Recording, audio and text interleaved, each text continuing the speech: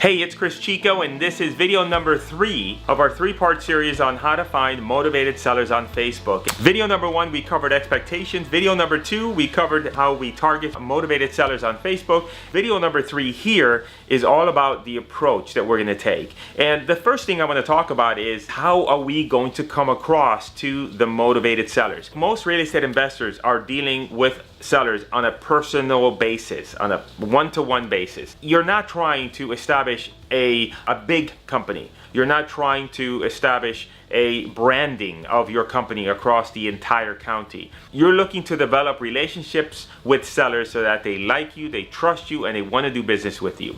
One of the things that I see many times is when people go out and do Facebook ads, they come across as a company. They come across as, hey, XYZ Properties or Home Solutions, blah, blah, blah, whatever that company is. There's nothing wrong with you having that company name, but I don't think it should be how you come across on Facebook. You need to come across as an individual. In my case, I come across as Cris Buys Houses. It could be Cris Buys Houses in Florida, it could be Cris Buys Houses in Broward County. Now you have to figure out what works best for you in terms of geographic and identification when it comes to you personally buying houses in a particular area. But in general, you always want to come across as an individual, as, hey, this is Cris, and there's no logo, there's a picture of me, and there's a particular way that we build out the business page so that it looks robust and it looks warm and friendly. And however, though, bottom line is that don't come across as a company, come across as an individual, because when all is said and done, people are going to do business with another individual. Even if you had a big company and you had a bunch of salespeople,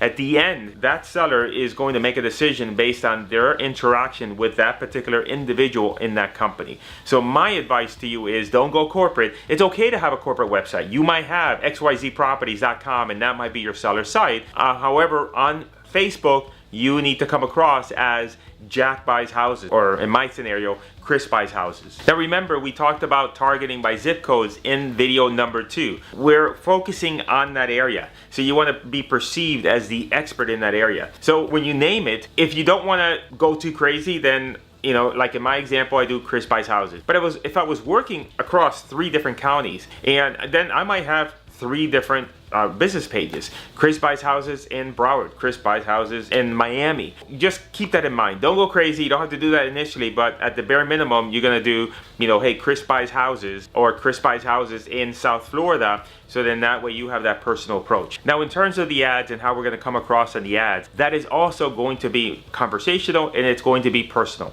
Many times I've seen ads that says, hey, we buy houses cash. If you wanna sell your house for cash, hey, go ahead and give me a call. The problem is that everybody else's ads on Facebook look exactly the same. We're not coming across as a corporate person, we're coming across as an individual. And so then the ad needs to show up as, hey, my name is Cris and I'm buying houses in the South Florida area and I'm looking specifically to buy a house in zip code 33021, and I would love to see if you have a house there. I would like to talk to you about it. That's not the exact copy, but you get my drift. We want to be personal in our ad copy. We want to be personal in our approach. We want them to say, hey, you know what? All these other ads say, we buy houses cash, XYZ Properties. Who's this guy, Cris? In addition to that, I'm going to go one step further and talk about how we are going to vary our ads to try and target within that area. Remember, in video number 2, I talked about that we're not going to use any sort of interest or demographic targeting in Facebook. We're gonna go ahead and just narrow down in the zip codes that we know are the zip codes that have the most investor activity. Now what we're going to do is we are going to have different variety of ads that are going to speak to the different segments inside of that zip code. So then now we're using that as our mechanism to then sort out the different prospects. So in any area that you're targeting, you're going to have a variety of ads that you're using. You're going to have an ad that's just a generic personal ad. Hey, I'm looking to buy properties in that area.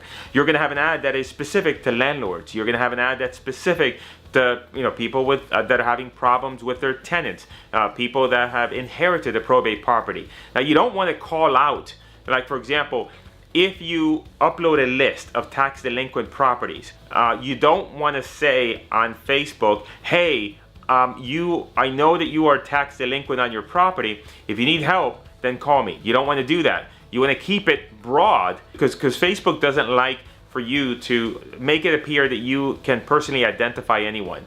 You have to use the approach in terms of trying to target that particular client's problems, but you got to do it in a little bit of a broader way so that it doesn't feel like you're calling out to that specific prospect that they feel that, oh, does this guy have information that he shouldn't have. Hopefully that makes sense to you. And so then we're going to be then using those variety of different ads inside the zip codes, and that's how we're going to go ahead and extract those prospects from our campaigns and generate leads for motivated sellers. The last thing I want to cover is what's the mechanism for collecting leads. You might have a website, and so your first instinct is to drive people to your website. The challenge that I find with most real estate investors is that it's difficult to make it work from Facebook to then having them go to a website, from the standpoint of it adds another layer of complexity.